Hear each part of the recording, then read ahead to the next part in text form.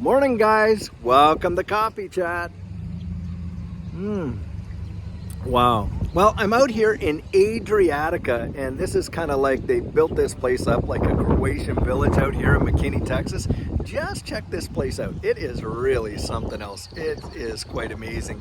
Anyway, Judy has some medical appointments this morning, so this is why I'm out here, and she's seeing her doctor, and I thought, okay, fine, I'm going to go do my coffee chat out there in Adriatica with her. Anyway, guys, the article that I was reading this morning, wow, I'll tell you what.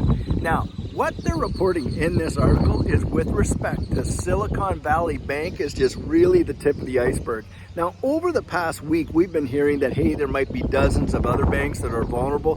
Guys, this article points out that not only that there are dozens, there are literally hundreds. In fact, they have come out and said there's 186 banks across the U.S. that are absolutely vulnerable to a total collapse, and that is mesmerizing. When you think about the amount of deposits and depositors there that are going to be affected, it is truly something else.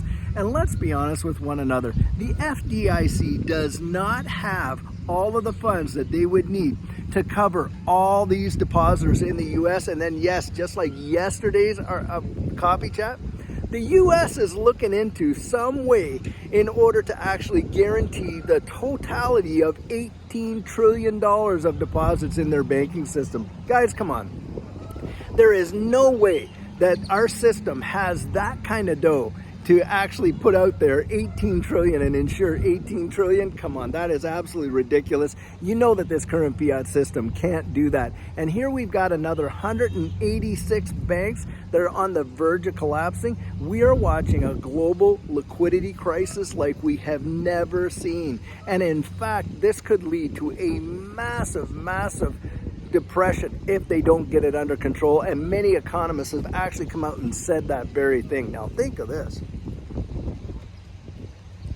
What would you see as an answer to really this whole deal? Well, guys, just like in my video last night, how much money is tied up over there in these Nostro Vostro accounts with all the banks with respect to their cross-border payment system and the guaranteeing, you know, because Nostro Vostro means ours, yours in Latin. And that means they keep account at each other's bank in order to, you know, underwrite, guarantee those cross-border payments. Well, with on-demand liquidity, what happens with that, guys? Nostro Vostro gets completely eliminated and all that capital gets freed up. Do you think that would have an impact on this global liquidity crisis? You better believe it would. Now, what do we have going for us with respect to that? Well, we have XRP, don't we? And we have the Bank of America literally coming out, like I said there in the other video, saying, hey, when this whole Ripple deal gets solved, we're going to be going forward with their utilizing their on-demand liquidity platform. I'll tell you, if the Bank of America does it, you can be assured you're going to watch all the other major banks here in the United States do it. And look, we've got global banking partners all over the world that are doing it as well. The Commonwealth Bank of Australia, you got banks in England that are doing it, banks in Europe, all around the world. They would be utilizing on-demand liquidity. And guys, I'm telling you what, with that alone, we're going to see a big move in the price of XRP, in my opinion. And on top of that, think of this. If we get a decision this month coming out on the Ripple case and Judge Torres actually gives Ripple that victory that they're looking for, and even then, if XRP, the secondary sales, get deemed not to be securities, I'll tell you what, that could be a catalyst for a major explosion in this space. At least that's my opinion.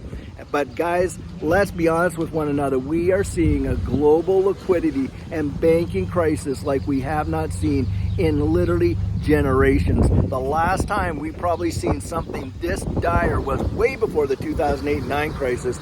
We're talking more like the Great Depression in the 1929 area there, when we saw such a really risk situation in the global economy.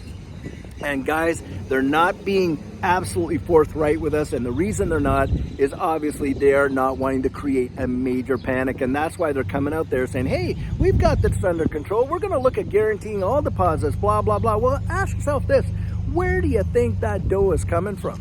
And then just recently, did we not hear that all these major banks, Bank of England, Bank of Canada, Bank of Japan, the Federal Reserve, the Swiss National Bank, the European Central Bank, and on, they're all coordinating with one another in this US dollar swaps to create liquidity for this whole banking system. Guys, that's just another form of quantitative easing right there. And when that happens, hey, we know they're starting up the printing presses. And with respect to that, you're watching the dollar just cave. The DXY is going to be dropping big time.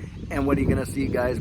You're going to see a big push up on risk on assets. And that's why we're seeing a major pump right now in crypto. And you're going to start seeing big changes coming with equities as well. It's going to be something else. But hey, are a lot of people going to get hurt? Sure there are. Sure, a lot would. Look what happened in 2008 and 9. Big banks got bailed out. What happened to the little guy? A lot of people lost their homes. People were literally living out of their cars is what was going on.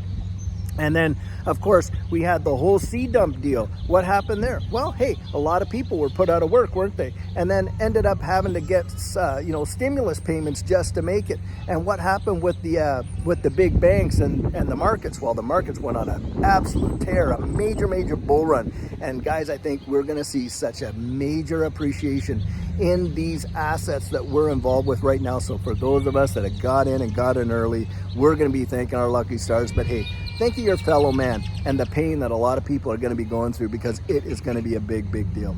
Guys, I hope you're having a great day wherever you are now. Look, it's Wednesday, it's hump day, and there are some things to be thankful for. I'm so thankful that Judy is getting the treatment that she needs, and that the Lord preserved that she wasn't killed in that accident. I'll tell you what, there's a lot to be grateful for, and for me, that really keeps me stoked. But I'll tell you what, we have a great video planned later on today, and until then, I sure hope you're having a fantastic Wednesday, and take care.